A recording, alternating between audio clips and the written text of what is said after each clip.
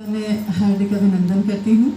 आज हम एकत्र हुए हैं अर्चना जी की प्रथम कहानी संग्रह एक टुकड़ा बादल के विमोचन के उपलक्ष्य में।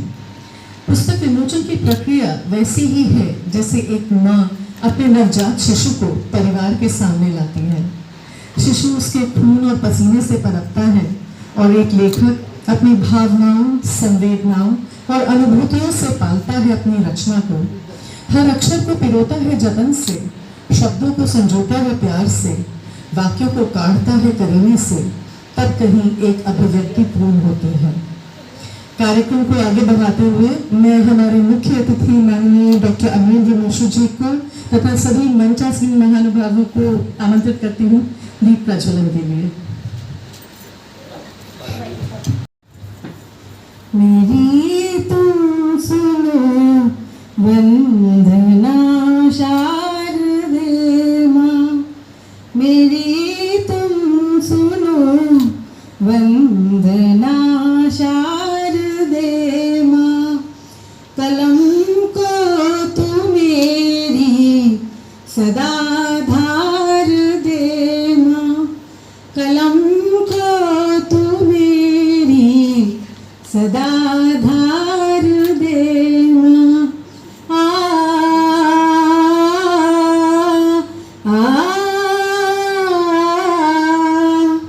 मुसाफिर नहीं हूँ मैं इस सफर की, मुसाफिर नहीं हूँ मैं इस सफर की। आसान नहीं है ये मेरी डगर भी, आसान नहीं है ये मेरी डगर भी। तेरा हाथ सिर पर जो मेरे रहा माँ, पालूंगी मंजिल जहाँ मुझको जाना। हमारी सुनो वंदना शारदे माँ, मेरी लेखनी को तू वरदान देना। मेरी लेखनी को तू वरदान देना। शब्दों को मेरे तू उत्थान देना। शब्दों को मेरे तू उत्थान देना। हाथों में अंबर हो मेरे मगर माँ, हाथों में अंबर हो मेरे मगर माँ। गगन में हमेशा जड़ों से जुड़ी माँ, हमारी सुनो वंदना शारदे माँ, हमारी सुनो वंदना शारदे माँ। कलम को तू मेरी सदा धार दे माँ।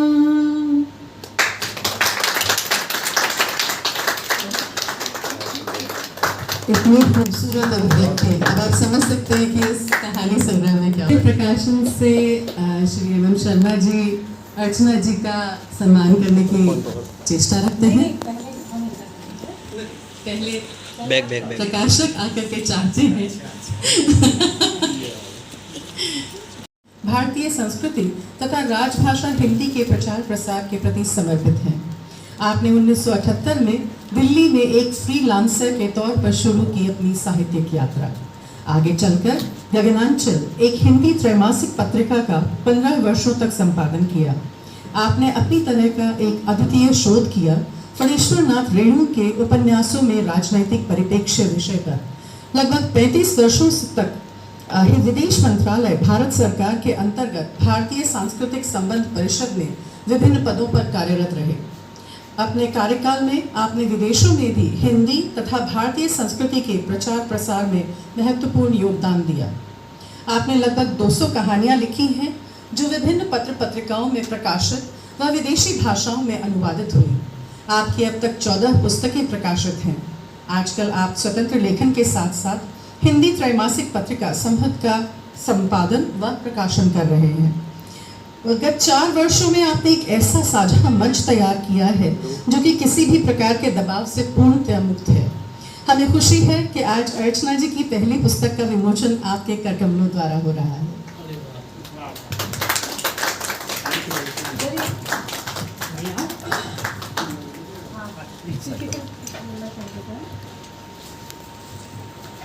Thank you. थोड़ा साथ आएंगे। डिस्ट्रीब्यूटर्स के संस्थापक श्री MM शर्मा जी, आप वर्ष 2000 से पब्लिशिंग कर रहे हैं। MM शर्मा जी के ही शब्दों में प्रकाशन का अर्थ हुआ प्रकाश में लाना। वे ही माध्यम बने हैं अर्चना जी की कृतियों को प्रकाश में लाने वाले। वे केवल साहित्यिक ही नहीं, अभी तो विद्यार्थियों के पाठ्यक्रम की पुस्तकें भी प्रकाशित करते हैं। आगरा से छत्तीसगढ़ यूनिवर्सिटी के छात्रों के पाठ्यक्रम में इनकी पुस्तकें लगाई हुई हैं और आगे भी उम्मीद है कि अन्य यूनिवर्सिटीज़ भी इसको अपनी यूनिवर्सिटीज़ में लगाएंगी। स्वागत है, तालियां से।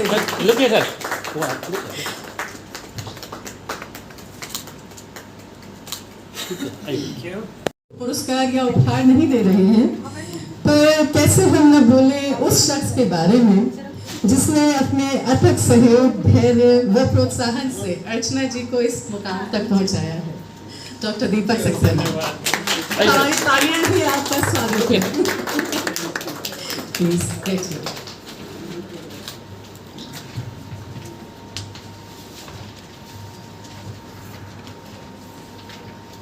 अर्चना जी, मैं चाहूंगी कि आप अपना आधार प्रकट करें। पहले मैं चाहूंगी कि डॉक्टर मिश्र 2 शब्द कहें।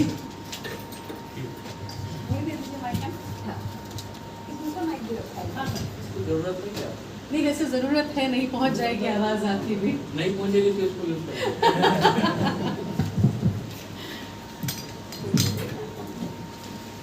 सबको बहुत बहुत नमस्कार और ये शाम आपको मुबारक हो। मेरा सौभाग्य कि मैं यहाँ आया हूँ और मुझे लगता है कि पिछले 2 वर्षों में पहला यह मौका है कि इस तरह के समारोह में उपस्थित हुआ हूँ। कोरोना वायरस की वजह से आप सब लोग जानते हैं और उससे उबरने की अभी कोशिशें जारी हैं। हम पूरी तरह से मुक्त नहीं हैं, कोशिशें जारी हैं और यह कोशिश जो है नेचर कर रहा है, बाकी कोई नहीं कर रहा। साहित्य के लिए भी, अन्य क्षेत्रों के साथ साथ साहित्य के लिए भी पिछले 2 साल बहुत ही निराशाजनक रहे हैं। जो सोशल मीडिया पर चीज़ें चलती हैं, सेमिनार को वेबिनार कहा जाता है और लोग रिक्वेस्ट करते हैं कि आप हमारी चीज़ सुनिए या देखिए या पढ़िए या हमारा वीडियो देखिए, उसमें सच पूछे तो बात बनती नहीं है। कोई अपने ज़रूरी काम छोड़ कर क्यों देखे। यहाँ हम एक जगह इकट्ठा हुए हैं और बहुत एक्सक्लूसिव गैदरिंग है, बहुत कहना चाहिए कि अनौपचारिक गोष्ठी है। तो यहाँ जो आनंद है साहित्य का वो उस चीज़ पर उसमें नहीं मिलता है। बहुत चीज़ें ऐसी हैं जो ऑनलाइन अच्छी नहीं लगती और ख़ास करके हम जिस समय से निकल कर आ रहे हैं, हम तो रीडिंग मीडिया पर विश्वास करते हैं, जो लिखित साहित्य है। किताब जो हमें आनंद देती है वह आनंद हमें नेट पर नहीं मिलता। वहाँ से हम चीज़ें उठा लेते हैं और फिर अपने ढंग से उसको लिखते हैं। मुझे इस बात की भी प्रसन्नता है कि अर्चना जी ने जो अपना कहानी संग्रह तैयार किया है, उस कहानियों को मैंने देखा है और उन कहानियों को देखने से ही लगता है, जैसा कि उन्होंने लिखा है, कि पारिवारिक जिम्मेवारियों की वजह से उस समय तक इनका लेखन छूटता रहा और फिर से उन्होंने अपने आप को अपने लेखन से जोड़ने का प्रयास किया। कहानियाँ साफ साफ बता रही हैं, वो नहीं भी लिखती है तो पता चल जाता है। मैंने कुछ चीज़ें नोट की हैं, क्योंकि इस तरह तो बोलेंगे तो उसका कोई फायदा नहीं है, बोलते ही जाएंगे और आप सुनते ही जाइएगा। एक टुकड़ा बादल, इन्होंने शहरी और ग्रामीण परिवेश की युवतियों का चित्रण किया। ये पहली कहानी है एक टुकड़ा बादल, और मुझे लगता है कि यह कहानी इनको ज़्यादा ही पसंद है। मैंने इनको फ़ोन किया कि बारिश हो रही है, इतनी ही सी बात मैंने कही कि बारिश हो रही है अर्चना जी, तो उन्होंने कहा कि एक टुकड़ा बादल है, बरस जाएंगे और बारिश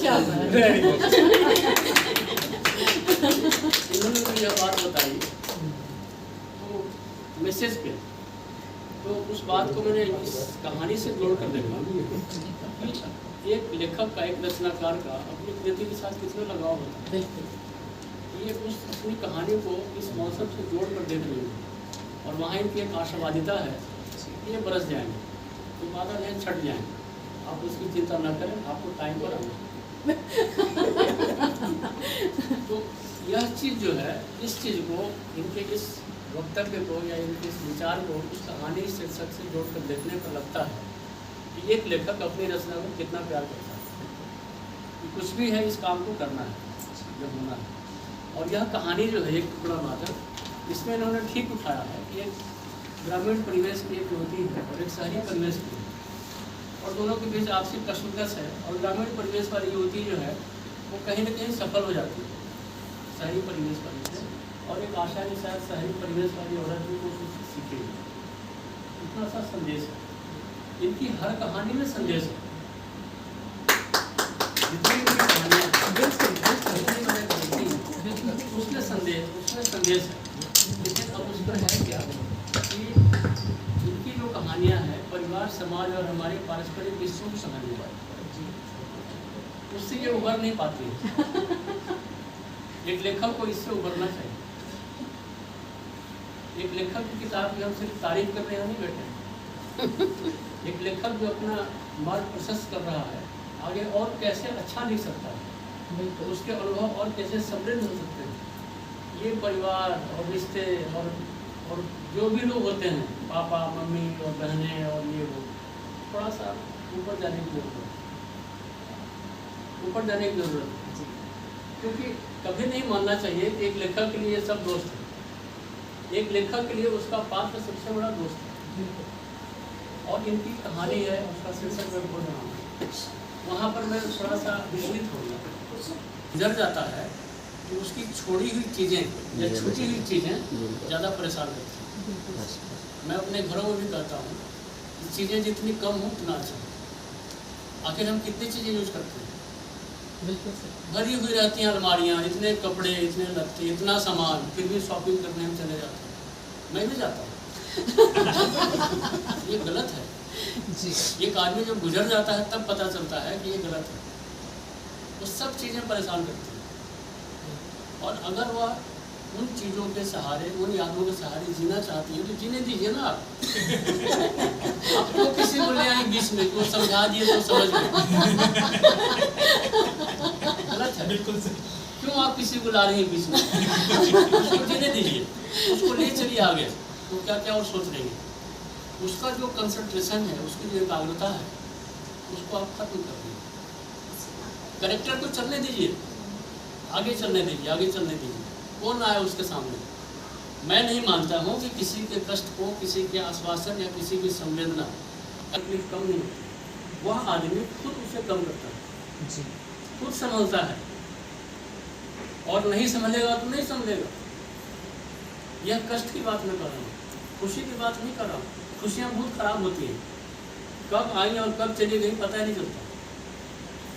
वो हमारे घरों में जगह नहीं बनाते, लेकिन ये जो है हमारे दिलों में एक स्पेस बना देता है और वहाँ जाकर बैठ जाता है। अब कहते हैं लोग कि वक्त सारे घाव भर देता है। वक्त कोई घाव नहीं भरता है, वक्त घाव दे जाता है। आदमी अपने घाव खुद ही भरता है। ईश्वर भला करेंगे, ईश्वर नहीं भला करेंगे। भाई ईश्वर अपना काम कर रहा है। इतने इतने हजारों हजारों लोग चले गए कोरोना में, क्यों नहीं ईश्वर ने बचा लिया? मैं बहुत बड़ा ईश्वरवादी हूँ, बहुत पूजा करता हूँ, मैं भी, भगवान में मेरी भी आस्था है। इतनी सी बात है कि उसकी अपनी दुनिया है, उसका अपना संसार है। हम जो चाहते हैं वो नहीं करेगा, वो अपने तरह से चलाता है। अगर हमारे कहने से वो करेगा तो फिर ईश्वर किस बात? ये चीज़ है। तो जो कैरेक्टर जिस तरह से चल रहा है उसको चलने दीजिए, उसको उसी डायरेक्शन में चलने दीजिए। वो चल रहा है, चलते चलते चलते चलते वो अपना सोच रहा है कि हम ऐसे रहेंगे। किसी को ना, आप हर कहानी में किसी न किसी को ले आते हैं सॉल्यूशन के लिए ना।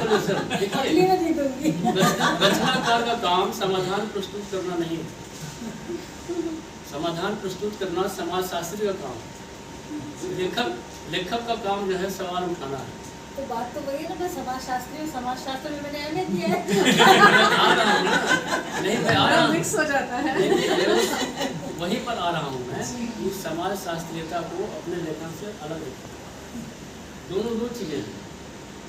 देखिए, समाज शास्त्री जो है वो दूसरे तरह से समाज को देखता है, लेखक दूसरे तरह से देखता है। उसको मिलाइए मत ना, वो आपके प्रोफेशन में वो चीज़ नहीं है।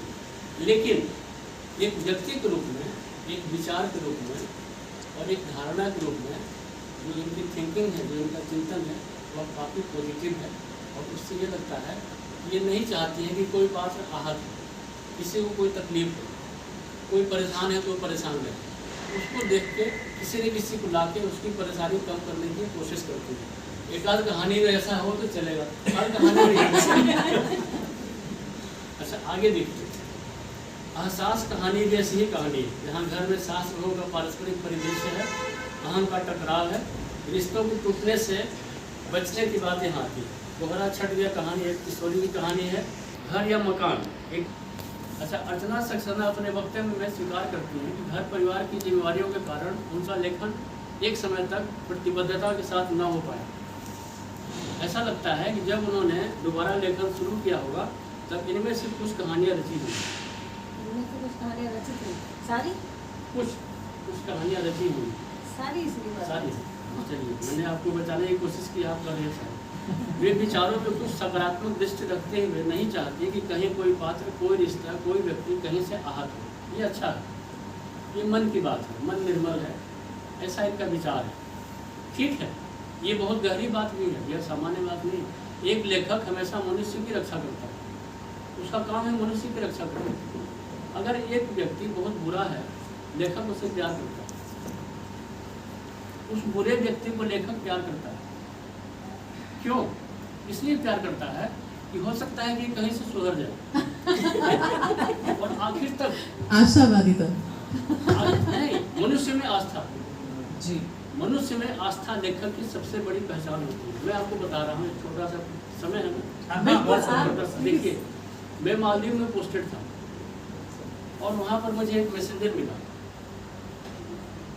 वह कुछ अजीब अजीब हरकतें करता था। मेरे ऑफिस में उसको भेज दिया गया, इसको कल्चरल सेंटर में भेज दो। इस तरह से उसको भेज दिया क्या, भगा दिया गया। हमारे कल्चरल सेंटर में जब आया तो मैं उसकी कुछ हरकतों से परेशान रहता था। अगर वह मेरे घर जाता था मैडम को नॉक करने के लिए, तो कॉल में भी बजाता था, दरवाज़ा भी पीटता था और चिल्लाता भी था। वो तीनों काम एक साथ करता था। इतना ही नहीं, उसको कहीं भेजे तो कहीं चला गया, कहा दिया कि एक इमरजेंट है, वो ना करके कुछ और कर, लेकिन मैं उसको झेलता रहता था। अच्छा, लोगों ने कहा कि आप इसको क्यों नहीं निकाल देते? मैंने कहा कि बहुत आसान है, मैं इसको अभी निकाल सकता हूँ, लेकिन अगर मैं इसको निकाल दिया तो इसका अर्थ है कि मैं इससे काम नहीं ले पाया और मैं इससे हार गया। ये मुझसे क्यों जीतेगा? इससे मैं जीतना चाहता हूँ और इसको मैं ट्रैक पर लाना चाहता हूँ, और मैं लाया। किसी को हटा देना, किसी को निकाल देना बहुत आसान है, किसी को मौका देना और उसको सुधार की गुंजाइश ढूंढना कठिन काम है। लोग यही कठिन काम नहीं करते हैं, मैं बता रहा हूँ। लेखक यहीं पर आता है। अगर मैं लेखक ना होकर एक ब्यूरोक्रेट होता तो उसको एक मेमो देकर निकाल देता, as from tomorrow you are not suppose to attend office, जाओ। ये है लेखक।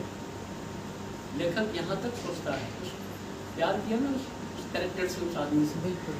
और मेरे फेयरवेल पे रोया ना मेरे पास आके कि साहब दूसरा कोई होता तो मुझे निकाल देता।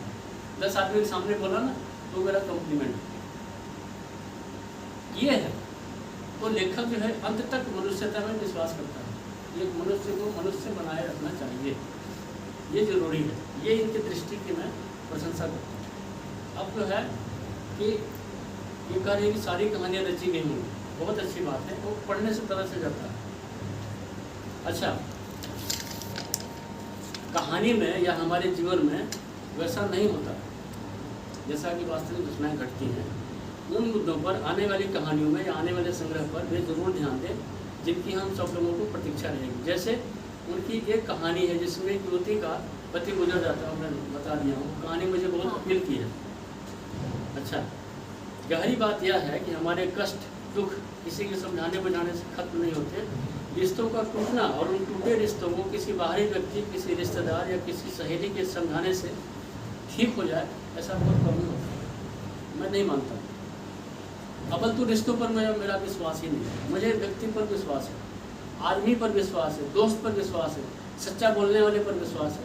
रिश्ते पर मेरा थोड़ा सा विश्वास इसलिए भी नहीं है, वहाँ निभाने की बात है, मजबूरी आ जाती है। क्या करें, रिश्तेदार है, ऐसी मजबूरी क्यों है? रिश्तेदार है तो आदमी ही तो है। अगर वो आदमी के रूप में ठीक नहीं है तो फिर ठीक नहीं है, क्यों ढूंढना इन चीज़ों को? मेरा व्यक्तिगत है, मेरा हो सकता है आप सब लोगों हमसे अलग हों, डिफर करें, लेकिन मेरा ये मानना है कि आदमी को आदमी के रूप में देखना चाहिए कि वो आदमी समाज के लिए कितना कंट्रीब्यूट करता है, परिवार के लिए कितना कंट्रीब्यूट। देश तो बहुत बड़ी चीज़ है, और समाज उसको कंट्रीब्यूट करे, ये चीज़ है। मैं चूँकि अर्चना जी का पहला संग्रह ही है, इसलिए अपनी तमाम शुभकामनाएं व्यक्त करते हुए यह अनुशंसा करना चाहूँगा कि अपने आगे के लेखन में घर परिवार रिश्ते नाते से ऊपर उठकर कहानी, अनुभव से बड़े फलक पर कहानी का वितान बनाएं। उनके पास कहने को शब्द हैं, भावना भी है और लिखने की ललक भी है। यह सब मिलकर भविष्य में उन्हें एक समर्थ रचनाकार जरूर बनाएंगे। यह उनका पहला संग्रह है, इसलिए ध्यान रहे कि दूसरा संग्रह इससे भी बेहतर बने। और हमारे जो सक्सेना साहब हैं, इनके पति, इसी तरह इनको हमेशा सहयोग करें। बिल्कुल बिल्कुल, वो तो कभी भी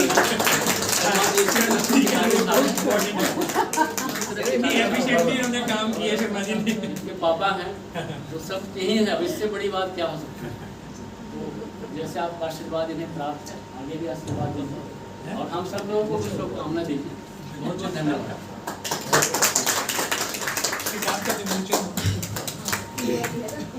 आप अभी हमने एक लेखक के साथ साथ एक दार्शनिक को भी सुना।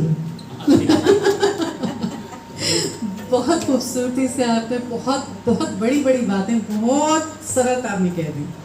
अब हम लोगों पर है, हम कितना समझ सकते हैं, कितना अपने अंदर ले सकते हैं और उसको कैसे बढ़ा सकते हैं। मैं तो बहुत सरल बोला जी नहीं, सरलता बोलने की अलग होती है, उसको आत्मसात करना बहुत मुश्किल होता है। आपके अंदर वो है, हम लोगों को सुन के समझ के और उसको आत्मसात करना है। वो कोशिश हम लोगों की सभी की जारी रहेगी। देखें आगे हम क्या कर पाते हैं।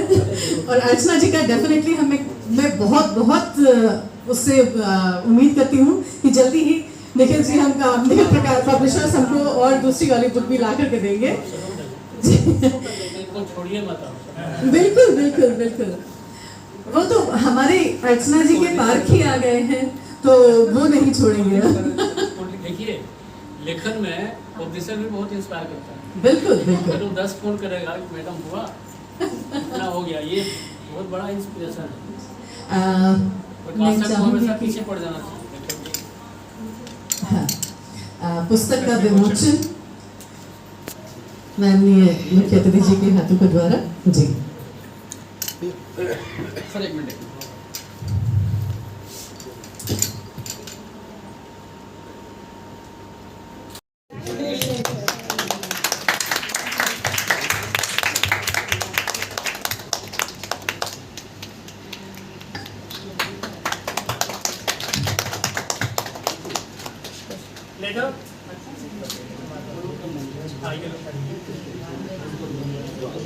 सबसे पहले पुस्तक की बहुत बहुत बधाई, हार्दिक शुभकामनाएं।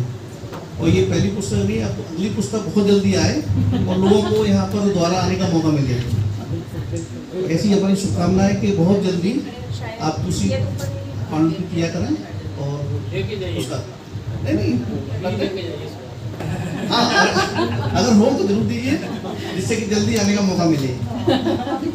कार्य प्रगति पर ठीक है, क्योंकि देखिए इसमें आपके विमोचन में इंद्र भगवान सबसे पहले उन्होंने ताकत दिया, तो आपको शुभकामनाएं दी कि पुस्तक का आज कार्यक्रम था, शीर्षक ही शीर्षक के हिसाब से बहुत सटीक मतलब दिन भी और सब कुछ। बहुत बहुत शुभकामनाएं आपको। यहाँ पर पधारे हुए सभी लोग मेरे बहुत आदरणीय हैं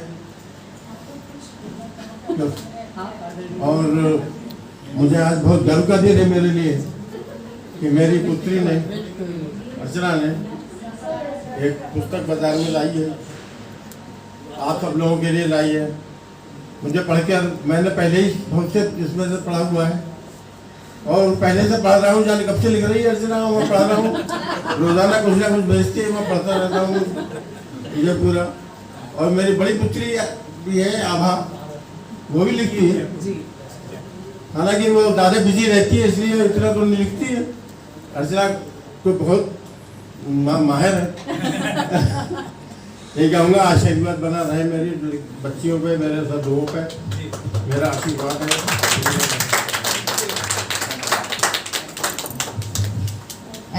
के लिए एकत्रित है जो एक शिक्षक, कलात्मक तथा साहित्यिक परिवार की पुत्रवधू हुए हैं। उनके चारों ओर इन क्षेत्रों के दिग्गज रहे, ऐसे में उन्होंने कभी स्वयं की अभिव्यक्ति की ओर ध्यान ही नहीं दिया। अपने बच्चों की शादी इत्यादि की जिम्मेदारी से मुक्त होकर जब समय हाथ लगा तो उनकी साहित्य चेतना जागृत हुई। धीरे धीरे यह सिलसिला सोच से निकलकर पन्नों को रंगने लगा। समाज की विषमताओं को इतनी सरल भाषा में अभिव्यक्ति मिली कि जिसने इनकी लेखनी का स्वाद चखा वो भावनाओं से अभिभूत हो उठा। साहित्य क्लिष्ट हो तभी महान होगा ऐसा हरगिज नहीं है, अपितु वह जितना सरल हो उसकी पहुंच उतनी अधिक होगी। हमारी नवोदित लेखिका अर्चना सक्सेना जी इस मायने में दिग्गजों से कदम मिलाते हैं। उनकी सहजता, सरलता व सामाजिक परिप्रेक्ष्य से जुड़ाव उनकी कहानियों को एक अलग ही पहचान देते हैं। वे सिर्फ विषमताओं को सामने ही नहीं लाते बल्कि एक सहज सरल सा उपाय भी सुझाती हैं उनसे निपटने का। शब्द ऐसे कि पलकों की कोर भीग जाए। पलक की कोर पर शबनम हुमक करके खड़ी होगी, हजारों ख्वाहिशें बेखौफ होकर के लड़ी होंगी। जिगर का दर्द, होठों की हंसी तब आई पन्नों पर। किताबें तो बहुत पढ़ ली, नहीं ऐसी पढ़े हो। ये बताइए लिखा किसने है? नहीं देखिए, नहीं, that has, it should be appreciated. जितने भी लिखा है, सही सवाल, बहुत खूबसूरत है इसीलिए मैंने चुरा लिया। बहुत सुंदर बात। लेकिन उनका सवाल भी खूबसूरत है। बहुत खूबसूरत है। उनका सवाल भी खूबसूरत। मैं खुश हुई कि आपने इस मेरी उस चीज को आपने सराहा। जी बिल्कुल। अब मैं आभा जी को चाहूंगी, अब है नहीं, ममता जी।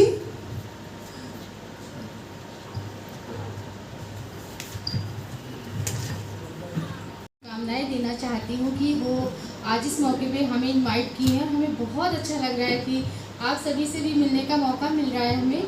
और दीदी की तो लेखनी का क्या कहने, वो तो हमेशा बहुत अच्छा लिखती हैं और हमारे पटल पर हमेशा बहुत सुंदर सुंदर कविताएं और कहानियाँ लिखती हैं और हमेशा हमेशा इनकी रचनाएं सिलेक्ट हम लोग करते हैं कि विनर होती हैं।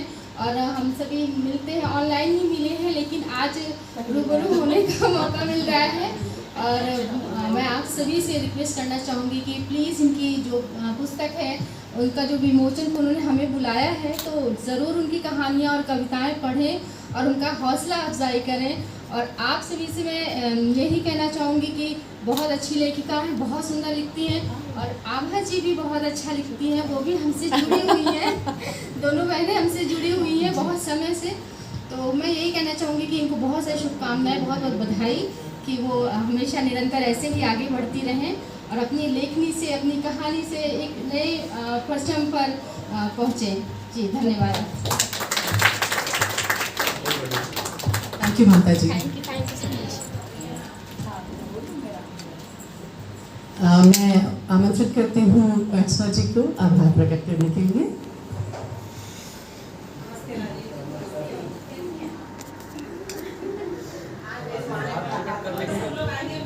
आभार प्रकट करना तो औपचारिकता है, वो बाद में आज मेरे लिए बहुत महत्वपूर्ण दिन है। पुस्तक प्रकाशित कराने का सपना अधिक पुराना नहीं था, पर ईश्वर की कृपा से शीघ्र ही पूरा हुआ है। उसके लिए सर्वप्रथम ईश्वर को नमन। हमारे मुख्य अतिथि ने अपनी बहुमूल्य उपस्थिति से कार्यक्रम की शोभा बढ़ाई, उसके लिए मैं उनकी बहुत आभारी हूँ। निखिल प्रकाशन समूह आगरा के MM शर्मा जी का बहुत बहुत धन्यवाद। उन्होंने इतने कम समय में पुस्तक प्रकाशित करके मेरे पंखों को नए परवाज दिए। मेरा परिवार, मेरे पति जिन्होंने मेरी अच्छी बुरी सभी रचनाएं धैर्यपूर्वक सुनी है। No option. 5000 शब्दों की कहानियां भी सबसे पहले उन्हीं को सुनाई है, और ऑफिस से थके हुए आने के बाद भी धैर्य से सुनकर सदा उत्साह वर्धन किया। पति धर्म का सही पालन किया है। चॉइस नहीं है उसके पास। मेरे बच्चे यहाँ नहीं है, US में है। आना संभव नहीं था, पर देर होने के बाद भी उत्साह बढ़ाने के साथ जो उनसे हुआ वो उन्होंने किया। बेटी ने कवर पेज डिजाइन किया तो बहू ने हर तकनीकी समस्या हल की, क्योंकि मैं तकनीकी चीजों में जरा कमजोर हूँ। इसके बाद श्रीमती रश्मि डाबरा जी, जो उस समय से मुझे प्रेरणा देती आई हैं जब मुझे अपनी लेखनी पर स्वयं विश्वास नहीं था। यदि प्रेरणा इतनी अच्छी हो तो सपने आंखों में जाग ही जाते हैं, और जब सपने जागते हैं तो पूरे होने के रास्ते भी बन जाते हैं। इन्होंने मुझ पर मुझसे भी ज्यादा विश्वास किया। विभिन्न मंच जिनसे मैं जुड़ी, काव्य के सरताज मंच संस्थापक और संस्थापिका यहाँ पर मौजूद है, ममता त्रिपाठी जी और राजीव त्रिपाठी जी। चेतना मंच ये सब आने वाले थे, लेकिन बारिश की वजह से इनका प्रोग्राम थोड़ा सा खराब हो गया, वो नहीं पहुंच पाए। पिंक कॉमरेड, जिसके लिए मैं डेली एक आर्टिकल लिखती हूँ, वो उसकी संस्थापिका जो कि बेंगलोर में रहती है, इसलिए उनका आना संभव नहीं था। कला मंथन से भी कुछ लोग आने वाले थे, और परंतु बारिश की वजह से नहीं आए। इसके अलावा मैं कलम के जादूगर, क्रिएटिव माइंड, UBI मंच, सबके लिए लिखती हूँ। सबका आभार जिन्होंने मेरे लेखन की सराहना की, प्रोत्साहित किया। मेरी उन लोगों से ये पहली मुलाकात है, फिर भी एक दिल का रिश्ता सा जुड़ गया, और ये कार्यक्रम की शोभा बढ़ाने के लिए अपना कीमती समय देने के लिए उपस्थित हुए हूँ। मेरे सभी परिवारी जन और यहाँ उपस्थित सखियाँ, सभी ने मेरा उत्साह बढ़ाया। एक आने वाली थी मीना मिश्र जी ने ना, मैं उनका एक बात आप लोगों को बताना चाहूँगी। मीना मिश्र जी मेरी अच्छी मित्र हैं, शायद बारिश की वजह से नहीं आई। मेरी कहानियाँ पढ़कर एक दिन पूछ बैठी, आपने मालती जोशी को पढ़ा है? मैंने उनको नहीं पढ़ा था। मैंने उनसे कहा कि नहीं, मैंने उनको नहीं पढ़ा है। तो 4-5 दिन के अंदर ही मेरे पास एक कोरियर आया, उसमें उपहार स्वरूप एक पुस्तक थी, मालती जोशी का कहानी संग्रह। मैंने उनको फोन किया, धन्यवाद दिया और पूछा कि आपने ये मुझे क्यों भेजी है? तो बोले आपको पढ़ के ऐसा लगता है जैसे मालती जोशी को पढ़ रहे हैं।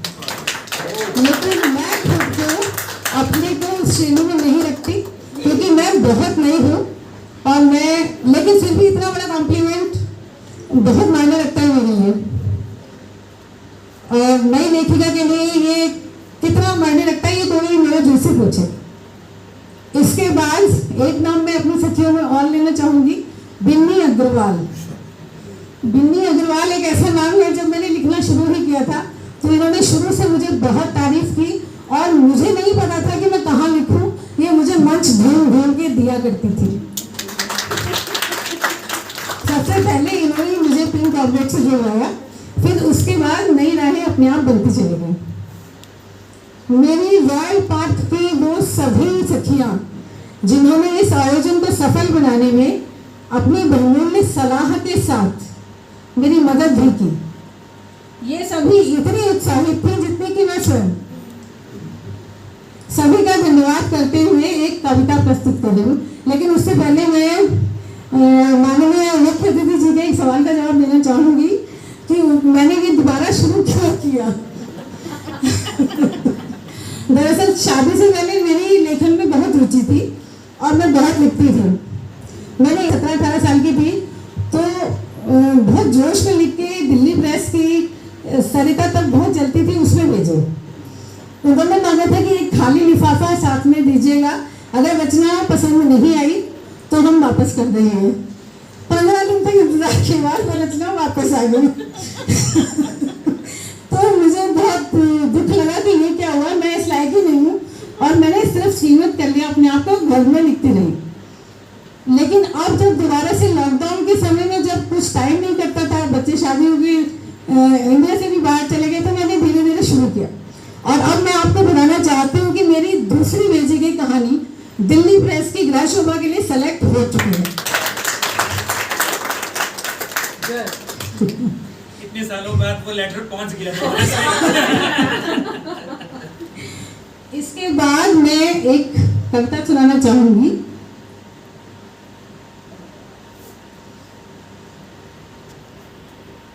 था बड़ा पुराना, बादलों में रंग भरने का मेरा ये सपना था बड़ा पुराना, बस मैंने मेरी सपने को थोड़ी देर से था पहचाना। पर सपनों पर तो सभी का हक, क्या हुआ जो थोड़ी देर हुई। सपनों पर तो सभी का हक, क्या हुआ जो थोड़ी देर हुई। जब जाना तभी सवेरा है और मेरी अभी सवेर हुई। जब कलम ने समझी निज ताकत, तब से ये तो चल निकली है। सब मैंने अकेले अपने स्टूल पर, मन में पे बरसे कृपा सदा, माँ सरस्वती का सिर पर रहे हाथ। मैं लिखती रहूं बिन रुके थके, बस लिखती रहूं चाहे दिन हो रात। पर बिन पाठक लिखना कैसा, पर बिन पाठक लिखना कैसा, सीप की मोती के जैसा। बिन पाठक लिखना कैसा, सीप की मोती के जैसा। कितना भी अनमोल हो वो, पर एक मोती का करूंगी क्या। कितना भी अनमोल हो वो, पर एक मोती का करूंगी क्या। शब्द यदि मेरे मोती हैं तो पाठक सुंदर डोरी है। शब्द यदि मेरे मोती हैं तो पाठक सुंदर डोरी है। शब्दों की माला गूंथी है तो डोरी भी होगा ही क्या। शब्दों की माला गूंथी है तो डोरी भी होगा ही क्या। लेखन की दुनिया में जब से 2 कदम ही आगे बढ़ रहे हैं। लेखन की दुनिया में जब से 2 कदम ही आगे बढ़ रहे हैं। क्या कहूँ कि कितनी आभारी हूँ, कितने नए मित्र बनाए हैं। आभार उन सभी का जो नित मेरा उत्साह बढ़ाते हैं। आभार उन सभी का जो नित मेरा उत्साह बढ़ाते हैं। मंजिल तक पहुंचाने को सदा खुद ही आगे बढ़ाते हैं। मंजिल तक पहुंचाने को सदा खुद ही आगे बढ़ाते हैं। आभार सभी परम मित्रों का जो मुझको पढ़ना चाहते हैं। आभार सभी परम मित्रों का जो मुझको पढ़ना चाहते हैं। मेरी सोच को नए पंख मिलते जो आसमान छुआते हैं। मेरी सोच को नए पंख मिलते जो आसमान छुआते हैं।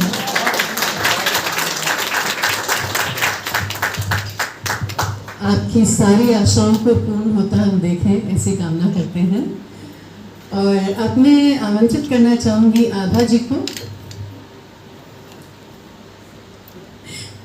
आइए प्लीज।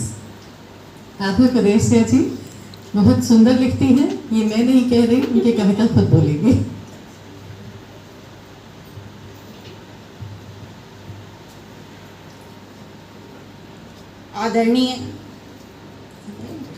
आदरणीय अतिथि महोदय, समस्त उपस्थित सम्मानित जन, बंधुओं एवं प्यारी सखियों, सभी को मेरा स्नेही नमस्कार।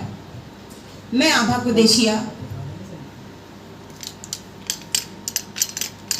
कुरैशिया बरेली से थोड़ा बहुत लेखन में रुचि रखती हूँ। जैसा कि आप सभी जानते हैं, आज हम सब यहाँ लेखिका अर्चना सक्सेना जी के कहानी संग्रह एक टुकड़ा बादल के विमोचन के लिए एकत्रित हुए हैं। अपनी लिखी कुछ पंक्तियां मैं उन्हीं के लिए प्रस्तुत कर रही हूँ।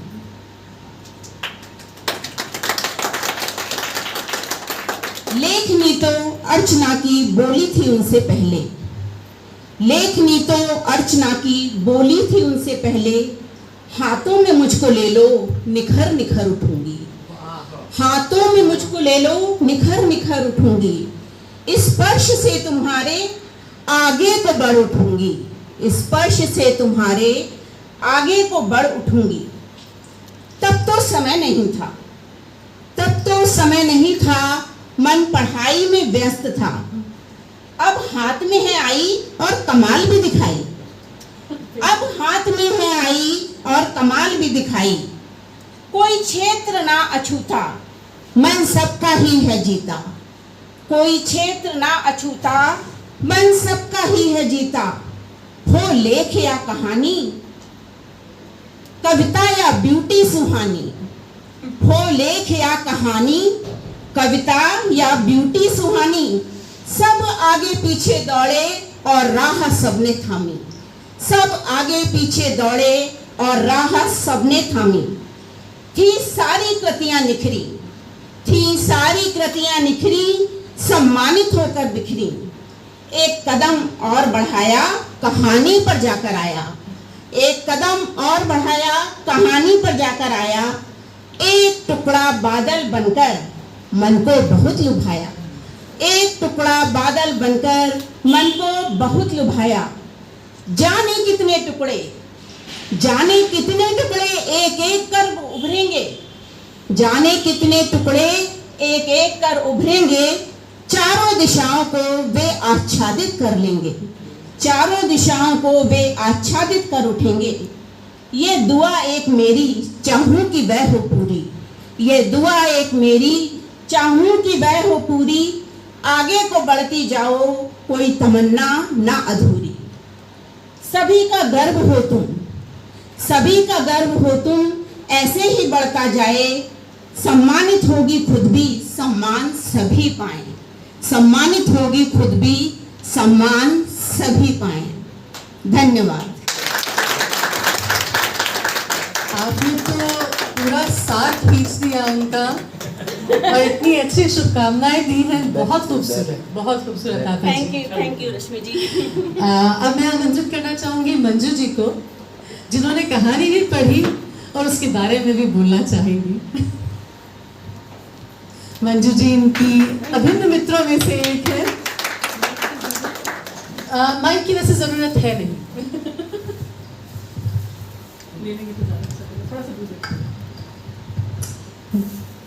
Good evening, ladies and gentlemen.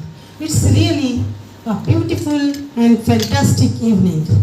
आप सभी लोगों का इस समारोह में हार्दिक स्वागत है, हार्दिक स्वागत है इस हसीन शाम को। जैसा कि आप सब जानते हैं, इस हसीन शाम में हम अर्चना सक्सेना जी की कहानी संकलन की पुस्तक एक टुकड़ा बादल के प्रकाशन के लिए एकत्रित हुए हैं।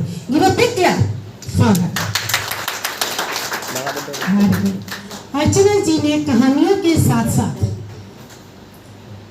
स्वयं रचित कविताएं, सौंदर्य प्रसाधन पर लेख एवं स्वास्थ्य संबंधी कई लेख, ज्ञानवर्धक लेख लिखे, जिससे हमको बहुत ही ज्ञान मिला कि हम अपने आप को सुंदर भी कैसे बना सकते हैं। आज मैं उनका बहुत धन्यवाद करती हूँ कि उन्होंने हमें इतने इंफॉर्मेटिव लेख दिए। इनकी रचनाएं मानव जाति के लिए कहीं ना कहीं व्यक्त या अव्यक्त रूप में हमें कुछ न कुछ शिक्षा अवश्य देती है, और इनकी रचनाएं स्त्री जाति की को भी कई प्रेरणाओं से उभारती हैं। इनकी कहानियों में, रचनाओं में इतनी भावना भरी हुई है, इतने भाव हैं कि वो हृदय को गहराई तक छू जाती है।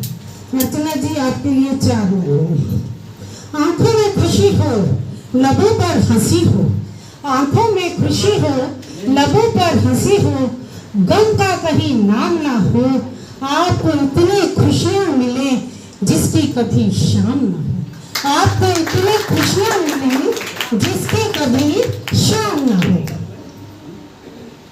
इनके कहानियों में से एक कहानी लगन, उसको पढ़ने का सौभाग्य मुझे भी मिला। वास्तव में कहानी बहुत अच्छी है। इस कहानी में हम देखते हैं कि गांवों में आज भी बेटे और बेटी की परवरिश में, उसके रहन सहन में, उसके खाने पीने में बहुत फर्क पाया जाता है। इस कहानी में बेटी अपर्णा वह गांव में जन्म लेती है। कुछ ऐसी ही स्थितियों का वो सामना करती है, लेकिन अपनी सच्ची लगन और मेहनत से वो ये साबित कर देती है कि लड़कियां भी लड़कों से किसी क्षेत्र में कम नहीं है, कि लड़कियां भी लड़कों से किसी क्षेत्र में कम नहीं है।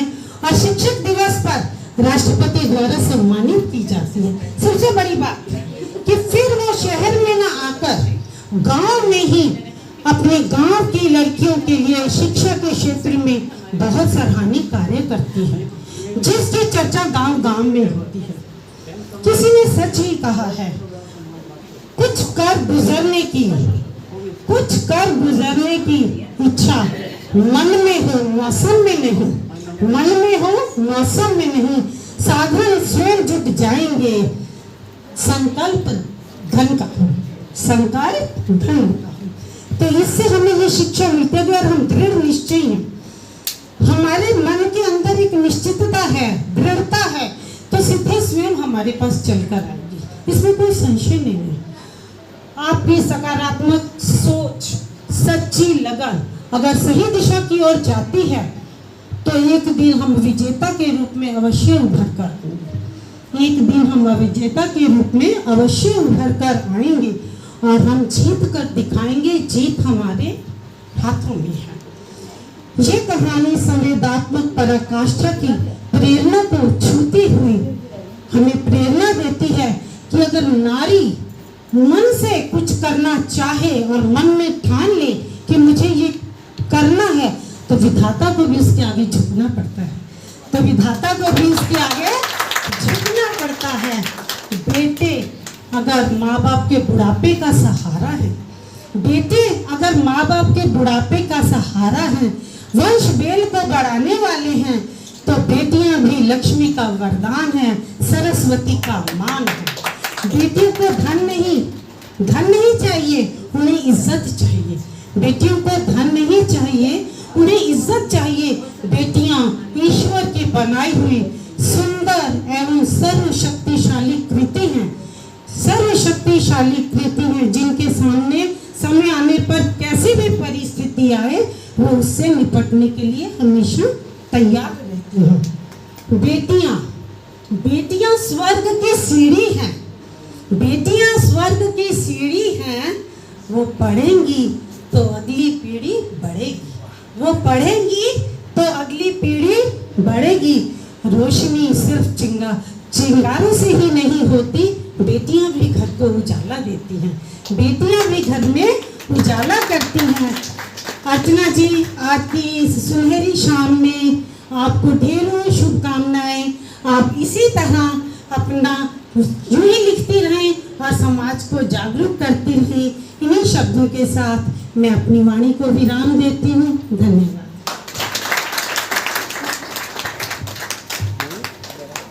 मेरी दो बेटियां इस मंच पे अपनी प्रशस्ति को देख रही हैं।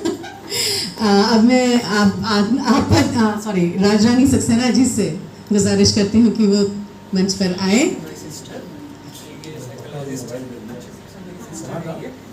इनका परिचय पहले दे दूं। परिचय मैं अपने आप दे देती हूं। अरे वाह, ये किसी परिचय की मोहताज नहीं है। मेरा यहाँ जो सबसे अच्छा परिचय होगा, मैं अर्चना की सबसे बड़ी नंद हूँ। हाँ, हम 5 बहनें और 1 भाई हैं और अर्चना मेरी इकलौती भाभी है। मैं अर्चना के बारे में बहुत कुछ बोलना चाहती थी, बट आप सब लोगों ने इतना बोल दिया है, सब कुछ बोल दिया है, बट फिर भी अभी मेरे पास अर्चना के लिए बोलने के लिए बहुत कुछ है, दोनों तरफ से, उनके प्रोफेशनल लाइफ के बारे में और उनकी व्यक्तिगत लाइफ के बारे में, दोनों के बारे में मेरे पास बोलने के लिए बहुत कुछ है। अर्चना जहाँ एक लेखिका है, वहाँ एक कवित्री भी है और जहाँ तक मैं उनकी सब पढ़ती रहती हूँ वो, तो उनका हाथ से पैर में उनका अच्छी पकड़ है। और उन्होंने बच्चों के लिए जो कविताएं लिखी हैं वो तो अद्भुत है। उनमें से शायद एक कविता जो है अर्चना कनाडा में स्कूल में भी, वहाँ के स्कूल में बच्चों के लिए जो है वो प्रयोग में लाई जा रही है। तो अर्चना जो है वो, अर्चना की जो लेखिका है वो, जो मैंने उनको पढ़ा है, मैंने ये देखा है कि उनकी भाषा जो है वो बहुत सरल है, उनको पढ़ने में मज़ा आता है। ऐसा नहीं है कि अगर हमें हिंदी बहुत अच्छी नहीं आती है तो हम उसको नहीं पढ़ सकते, वो समझ में आती है, वो बहुत सरस है, उनकी भाषा पे बहुत अच्छी पकड़ है, उनके शब्दों का चुनाव बहुत अच्छा है। और जहाँ मुख्य अतिथि जी, मुझे जो बात अपील करती है, मैं एक मनोवैज्ञानिक हूँ और मैं प्रोफेशनल हूँ, और मुझे जो, क्योंकि एज ए मनोवैज्ञानिक मुझे जो बात अच्छी लगती है कि जहाँ उनकी कहानियों में एक प्रॉब्लम है, एक समस्या है, वहाँ उसका समाधान भी है। क्योंकि अगर वो समाधान नहीं होगा तो शायद वो कहानी अधूरी रह जाएगी और मन में कुछ रह जाएगा कि अब इसका आप क्या करें। तो हमें जो समाधान मिलता है उससे बड़ी संतुष्टि होती है। मेरा आप सब लोगों से और मेरा ये विश्वास है कि अगर आप बादल का एक टुकड़ा अगर पढ़ेंगे तो जब तक उसको फिनिश नहीं कर लेंगे, खत्म नहीं कर लेंगे, आपको चैन नहीं मिलेगा। आपको लगेगा खाना बाद में खाएंगे, आज सोएंगे थोड़ा देर में, आप जल्दी उठ के सुबह को काम निपटा के जल्दी से अपनी किताब जो है वो ये ख़त्म कर लें। जब तक आपको ख़त्म नहीं होगी, जब तक आप जो है वो आपको चैन नहीं मिलेगा और आप बिना अभिव्यक्ति दिए उस पर रह नहीं पाएंगे।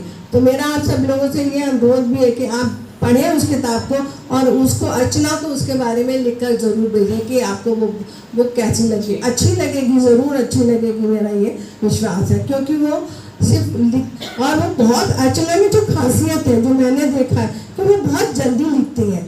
मतलब उनको हर दिन उनके विचार इतने ज़्यादा अच्छे हैं और इतने ज़्यादा हैं कि वो हर दिन लिखती है और विचारों में सकारात्मक है, पॉजिटिव विचार हैं उनके जो है, उसमें हमेशा पॉजिटिविटी होती है। उनकी कहानियाँ जो है वो नेगेटिव पहलू को जो है वो नहीं व्यक्त करती हैं। जो मेरे हिसाब से एज ए मनोवैज्ञानिक, एज ए साइकोलॉजिस्ट जो मैं सोचती हूँ, वो बहुत एक समाज को एक निर्देशन देती है, एक दिशा देती है। अब अगर मैं अर्चना की व्यक्तिगत उसके बारे में आपसे बात करना चाहूँ, क्योंकि मैंने उनके साथ में 48 साल गुजारे, मेरी शादी को 48 ईयर्स हो गए हैं। 36 साल हुए, अर्चना के उसमें 36 साल हुए हैं। तो 36 साल में मैंने जो देखा, उनको ना रिश्ते बनाना आता है। सर, अगर मैं कहूँ कि आप रिश्तों की बात कर रहे थे कि रिश्तों में आपका विश्वास नहीं है, बट मैं कहूँगी कि उनको रिश्ते बनाना आता है, उनको रिश्ते मेंटेन करना आता है, जो बहुत बड़ी बात है। रिश्ते ऊपर से नहीं बनते, रिश्ते सिर्फ कहने से नहीं होते कि हम नंद और भाभी हैं, रिश्ते दिल से होते हैं और वो सच में रिश्तों को दिल से बनाती है, दिल से निभाती है। और वो बहुत संवेदनशील है, बहुत इमोशनल है और ये सारी जो योग्यताएं हैं उनमें, जो काबिलियत है उनमें, वो उनको बहुत आगे ले जाने वाली हैं। क्योंकि किसी भी लेखक के लिए ये बहुत ज़रूरी है कि वो बहुत संवेदनशील हो, वो बहुत इमोशनल हो, वो बहुत स्पष्ट हो और रिश्ते बनाना जानता हो। क्योंकि कहानियों में तो रिश्ते ही बनते बिगड़ते हैं ना, अगर हम कविताएं भी लिखते हैं तो उसमें भी रिश्ते बनते बिगड़ते हैं। तो ये मेरा आशीर्वाद उनके साथ है और मैं चाहूँगी कि वो ऐसे ही लिखते रहें, हम ऐसे ही फंक्शन अटेंड करते रहें और मेरा आशीर्वाद उनके साथ है। वो खूब तरक्की करें और वो फले फूलें। इसके साथ मैं आप सबका धन्यवाद देना चाहूँगी। Thank you very much. बहुत अच्छे। आपकी इस आशीर्वाद का सीरियसली इसका तो कोई तोड़ ही नहीं है और इससे बड़ा सर्टिफिकेट नहीं है। अगर एक ननद, और वो भी सबसे बड़ी ननद, अपनी भाभी को यह सर्टिफिकेट दे तो इससे बड़ा रिश्ता नहीं। बहुत खूबसूरत, इसे कहते हैं रिश्तों की पराकाष्ठा। Beautiful, beautiful. मैं चाहूंगी कि और भी यदि कोई इनकी कविताओं और कहानियों का मुरीद हो तो मैं उसको आमंत्रित करना चाहूंगी कि आकर के दो शब्द कहें। क्या आप में से कोई आना चाहेगा? प्लीज आइए, प्लीज। बैक बेंचर्स को सबसे पहले मिलना चाहिए।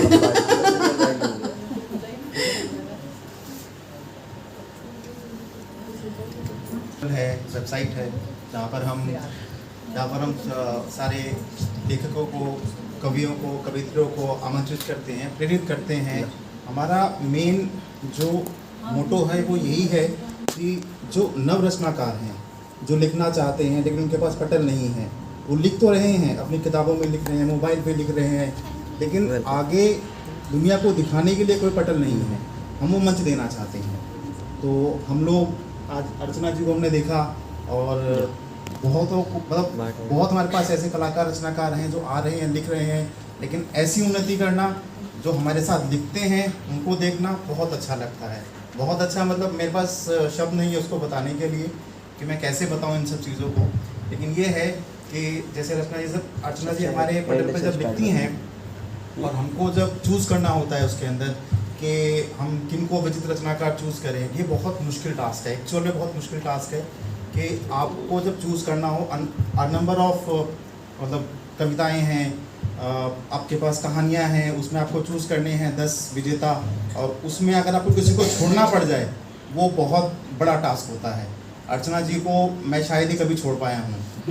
मैंने नहीं, मतलब ये ऐसा नहीं है कि मैं यहाँ पर आया, मुझे आमंत्रित किया है, मैं उस वजह से बोल रहा हूँ, ऐसा नहीं है।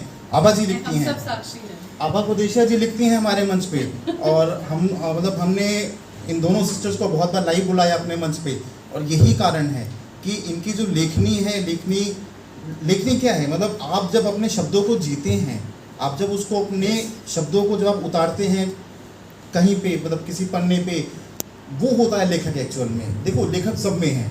मेरा मानना है कि लेखक जो है ना वो सबके अंदर है। कहीं ना कहीं आपको जब समय मिले आप लिखिए, आपको सुकून मिलेगा। और लिखने से पहले पढ़िए आप, मेरा मानना है पढ़िए बुक्स। अगर आपको कुछ सीखना है जीवन में तो बुक्स का सहारा लीजिए। आप जैसे जैसे पढ़ेंगे आपके अंदर के जो भाव हैं वो निकलेंगे और आप वो लिखेंगे, और वाकई में आप जब लिखना शुरू करेंगे आपको शांति मिलेगी। लिखने के बाद आपको चलेगा पता कि यार ये मैं मिस कर रहा था। सबकी यहाँ पे जॉब है, मेरी खुद की जॉब है, और हम लोग बहुत मुश्किल से समय निकालते हैं इन सब चीज़ों के लिए, लेकिन फिर भी ये है कि लिखिए और पढ़िए, ये मैं जानता हूँ इतना, और उसी चीज़ को हम लोग आगे बढ़ाने की कोशिश में हैं। और अर्चना जी ने आमंत्रित किया, ये मेरे लिए ऑनर है सीरियसली। नहीं, ये तो खैर हमारी बेगम साहिबा की कमिटमेंट है, उन्होंने कमिट किया है, तो ऑब्वियसली मतलब वी हैव टू कम, तो हमें आना ही था। और आना मतलब ये हमारे लिए सौभाग्य है, मतलब इतना अच्छा मंच देख करके, आपको आगे बढ़ता हुआ देख करके। और ये बुक जो है ये मैं खुद प्रमोट करूँगा ऑब्वियसली, अपनी वेबसाइट पे, अपने पटल पे ये मैं करूँगा प्रमोट इन सब चीज़ों को एक्चुअली। और बहुत बहुत शुभकामनाएं अर्चना जी, आपको बहुत बहुत शुभकामनाएं। बहुत अच्छा लगा आप सबसे मिलके, धन्यवाद। Thank you. ऐसी प्रेरणा मिलती रहे तो कौन नहीं लिखना चाहेगा। जब सब लोग आकर के इतनी प्रेरणा देते हैं, इतना उत्साह बढ़ाते हैं, प्रोत्साहन देते हैं, तो अंदर का लेखक खुद ब खुद जाग जाता है। और अर्चना जी के अंदर तो जैसा कि राजरानी सक्सेना जी ने कहा, उनके अंदर तो हिलोरे मार रहा है। हर दिन उनके पास कुछ लिखने के लिए होता है, हर दिन, हर समय उनके दिमाग में कोई ना कोई चीज़ उपजती है और वो लिखने के लिए तैयार है। तो ऐसी लेखिका के लिए कोई बड़ी बात नहीं है कि हम जल्दी ही दूसरी पुस्तक के विमोचन के लिए मिल रहे होंगे। मैं सक्सेना साहब से गुजारिश करूंगी कि आप आकर के जरा एक ये काम नहीं आप ही का वोट ऑफ थैंक्स तो आप ही का है। नहीं, उससे पहले मैं बोलूंगा किताब के बिल्कुल आप किताब के बारे में बोलिए। जो रहे हैं, जिसके हिसाब से इन्होंने लिखना शुरू किया, मैं उसका ये बहुत इंटरेस्टिंग होने वाला है। मैं उसका साक्षी हूँ, इसलिए मैं बोलूंगा जरूर। अर्चना डर रही है कि क्या बोलेंगे, पता नहीं। डॉक्टर साहब आप बिल्कुल खुल के दिल के उद्गार बोलिए। आप ये खुला मंच है, बिल्कुल बोलिए। हम लोग सुनने के लिए बैठे हैं, हम आपके साथ। देखिए, आप अपने आप को अकेला महसूस मत कीजिए। बिल्कुल। जिंदगी ने बहुत कुछ दे दिया, बहुत कुछ जिंदगी ने हमें दिया है। अब ये टाइम आ गया कि हमें समाज को रिपे करना है, ठीक है। तो अगर हम कुछ कर सकें, समाज को कुछ दे पाए, अपनी जो पॉजिटिव थॉट है, अपनी को जो भी सोच है, समाज को हम बदल सकें, तो वो हमारा एक अचीवमेंट होगा। कोरोना के टाइम में अर्चना को थोड़ा सा अकेले रहती थी, तो थोड़ा सा फीलिंग लोनलीनेस की होने लगी। तो फिर इन्होंने सोचा कि मैं क्या करूं। फिर धीरे धीरे इन्होंने अपनी पुरानी जो आदत थी लिखने वाली वो शुरू की, और लिखने में फिर लोगों ने जब उनको अप्रिशिएट किया, प्रमोट किया, तो वो जो है उभर के आ गई। और फिर डेफिनेटली वो एक वो बनी, कहानी यहाँ से शुरू हुई थी। इनमें ये है कि असर्टिवनेस बहुत है कि मुझे करना है ये काम, मुझे ये काम करना है। और थॉट्स इनके ऐसे हैं कि भाई थॉट जैसे मतलब किसी भी टॉपिक में आप दे दो वो थॉट निकल के आ जाते हैं, ठीक है। और स्पीड भी अच्छी स्पीड है, मोबाइल पे ही लिखती है, कहीं किस में नहीं लिखती है। तो उसके हिसाब से क्या है कि इनका आउटपुट अच्छा आता है। और फिर जब एप्रिसिएशन मिलता है और डिफरेंट टॉपिक्स आते हैं, डिफरेंट जितने टॉपिक्स आएंगे डिफरेंट्स आएंगे, लोग उसको अप्रिशिएट करेंगे। ये नहीं कि मोनोटोनस एक ही उसमें लिख रही है, डिफरेंट टॉपिक्स में लिखती हैं। तो उसकी वजह से क्या है कि लोग लाइक करने लगे, फिर डिफरेंट प्लेटफॉर्म पे जुड़ी, तो आज यहाँ तक पहुँच गई। सॉरी मैं आपसे नहीं, बीच में नहीं, ले रही हूँ। मुझे एक घटना याद आ गई। हम लोग बैठे हुए थे, ऐसे ही बात कर रहे थे, और बैठे बैठे मैं लैपटॉप स्टार्ट करने की कोशिश कर रही थी और हो नहीं रहा था, काफ़ी पुराना हो चुका है। तो ऐसे ही मैंने कहा, अर्चना जी मेरा लैपटॉप अब बूढ़ा हो गया है। और ये इनकी कविता का शीर्षक बन गया। इन्होंने मुझे दूसरे दिन पूरी कविता लिख के उस पर दे दी, और मैं इतनी खुश हुई उस कविता को पढ़कर। तभी अगर आप लोगों को मौका मिले, और अगर आप अभी उसको ढूंढ सकती हैं, प्लीज़ अगर आप ढूंढ सकती हैं, तो मैं चाहूँगी। इतनी तुरंत इन्होंने उस चीज़ के ऊपर लिख करके मुझे दिया कि मज़ा आ गया था। तो ऐसे ऐसे आशु कवि को मतलब बहुत बहुत धन्यवाद और बहुत बहुत प्रेरणा। Please continue. जी, लिखने में तो ये है कि जो भी आप टॉपिक अगर दें, और चाहे ये अपना उस पर गूगल पे इसको करें या कुछ करें, और ऑथेंटिक उसका टॉपिक लेके, ऑथेंटिक इंफॉर्मेशन लेके, ये जो ब्यूटिशियन उस पर ब्यूटी टिप्स लिखती हैं, वो भी ऐसा नहीं कि अपने पुराने एक्सपीरियंस से लिखती हैं। सारे टॉपिक, सारा जो मटेरियल है वहाँ से ऑथेंटिकेट करके फिर लिखती हैं। उससे क्या होगा कि भाई ये खुद भी कॉन्फिडेंट है, और जहाँ पे जाएगा वो लोगों को भी अच्छा लगता है कि भाई अच्छी चीज़ है। ठीक है, अच्छा देख लेते। बाकी आप सब लोग आए, आपने इतने इस समय बारिश हो रही थी, वो हो रही थी, और बहुत आपने टाइम निकाला।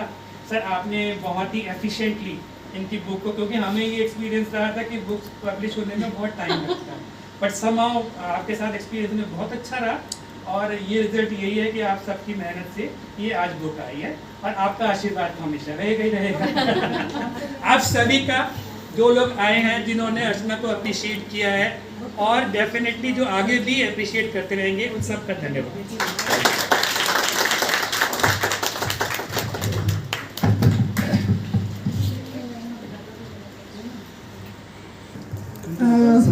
जैसा रश्मि जी बता ही चुकी है, उन्होंने एक दिन बोला मेरा लैपटॉप पुराना हो गया है, खराब हो गया है, बूढ़ा हो गया है। तो मैंने बोला ठीक है, मैं इस पर कुछ लिखना चाहती हूँ। क्या कहें, किससे कहें, कौन समझ पाएगा इस दर्द को कि मेरे साथ ही क्या हो गया है। क्या कहें, किससे कहें, कौन समझ पाएगा इस दर्द को कि मेरे साथ ही क्या हो गया है, मेरा लैपटॉप बूढ़ा हो गया है। हाँ, सही सुना आपने, मेरा लैपटॉप सचमुच बूढ़ा हो गया है।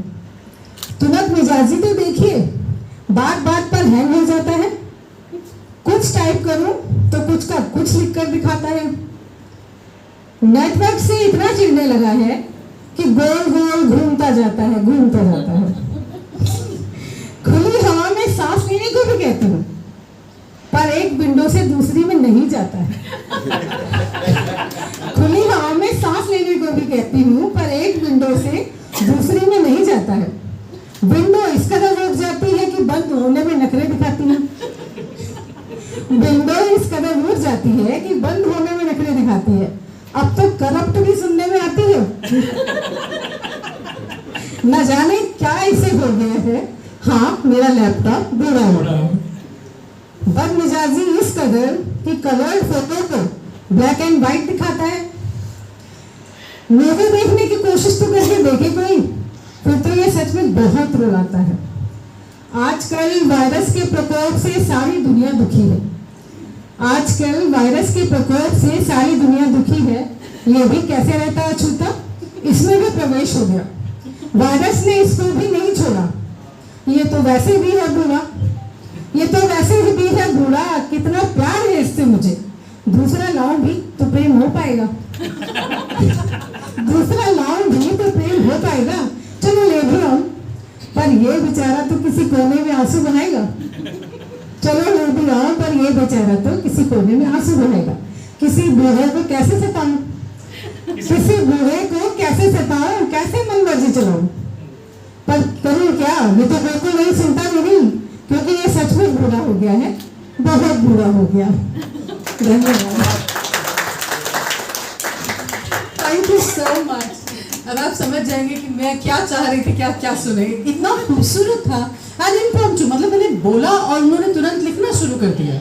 इस चीज़ को देख करके मुझे लगा यार ये तो ऐसी चीज़ है कि लोगों के सामने आनी चाहिए। जो इन्होंने जिक्र किया वो उसमें मेरी कोई वो नहीं है, मुझे कुछ दिखा, उसी को मैंने प्रोत्साहित किया, तभी मैं इनके पीछे पड़ी कि आप अपनी कहानी को प्लीज़ पब्लिश करवाइए। और आज मैं इतनी खुश हूँ कि आज मुझे इस मंच का संचालन करने के लिए इन्होंने मुझे चुना, तो मैं अपनी खुशी को अभिव्यक्त करते हुए मैं फूली नहीं समा रही हूँ। I am very thank you so much, thank you so much. And आपके दर्शन को सुनकर के आज बहुत मज़ा आया। सबके अपने विचार होते हैं, सबके अपने एक लय होती है ज़िंदगी की, हर लय को देख के परख के अर्चना जी उन शब्दों को अपने पन्नों पे ढालेंगे, ऐसी हम आशा करते हैं। और क्या मैं किसी को देख रही हूँ जो यहाँ पर मंच पर आने के लिए आतुर हैं?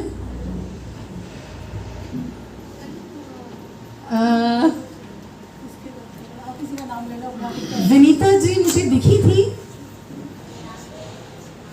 दिख गई मुझे मैं कह रही हूँ मुझे कोई दिखा था।